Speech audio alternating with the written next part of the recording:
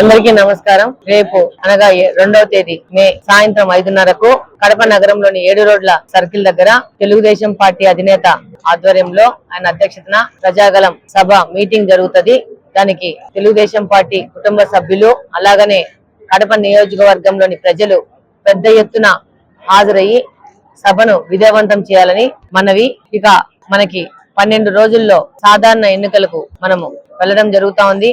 ఓట్లకు వెళ్లాల్సిన అవసరం ఉంది. ఈ 5 సంవత్సరాల ఈ పాలన అంతమొందించి ఈ 5 సంవత్సరాల అవినీతి, అరాచకము, భూదందాలు ఏ వ్యవస్థను సక్రమార్గంలో ఉంచకుండా మొత్తం వ్యవస్థలన్నీ చిన్నాభిన్నం చేసి ప్రజల జీవితాలని చాలా విచ్ఛిన్నం చేసి అభివృద్ధికి అసలు అవకాశమే లేకుండా, ఉపాధి అవకాశాలే లేకుండా ఏ విధమైన కంపెనీలు పరిశ్రమలకు రాష్ట్రంలోనికి రాని విధంగా పరిపాలన చేసి అసలు జాబ్ నోటిఫికేషన్ చేయని ఒక దౌర్భాగ్యమైన ప్రభుత్వము ఈ వైసీపీ ప్రభుత్వము.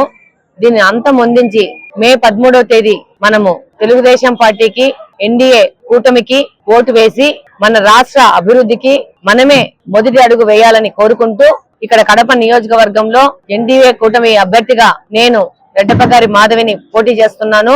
ఈ సందర్భంగా నేను ఒకటే చెప్తున్నాను, నా ఎజెండా కడప అభివృద్ధి మాత్రమే. అవినీతి రహిత కడప, మహిళలకు రక్షణ, యువతకు ఉపాధి, మౌలిక వసతుల కల్పన, ఎన్నో సంవత్సరాలుగా నీటి ఎద్దడి గురి అవుతూ మంచినీటి సమస్యతో కొట్టుమిట్టాడుతున్న కడపని శాశ్వత నీటి పరిష్కార దిశగా తీసుకుపోతూ అవినీతి రహితంగా తీసుకుపోతూ ఈ రోజు మీరు గమనిస్తే గత 5 సంవత్సరాల నుంచి గాంజాతో కడపను ముంచెత్తుతున్నారు.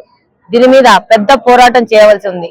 కాబట్టి వీటన్నిటినీ కడపకు ముందుకు తీసుకుపోయే విధంగా వెళ్ళాలంటే కడప నియోజకవర్గంలోని ప్రజలందరి సహకారంతో మనం అందరము చెయ్యి కలిపి ముందుకు నడిచి పోరాటం చేస్తేనే కడపను బాగు చేసుకునే పరిస్థితి ఉంది. కాబట్టి తప్పకుండా మీరందరూ 13వ తేదీలో ఓట్ల రోజు సైకిల్ గుర్తుకు ఓటేయాలి. అలాగనే రేపు 2వ తేదీ చంద్రబాబు నాయుడు గారి సభని విజయవంతం చేసి మన యొక్క ఆలోచన ఎలా ఉందో రాష్ట్రం మొత్తం తెలియజేయాలని చెప్పి కోరుకుంటున్నాను.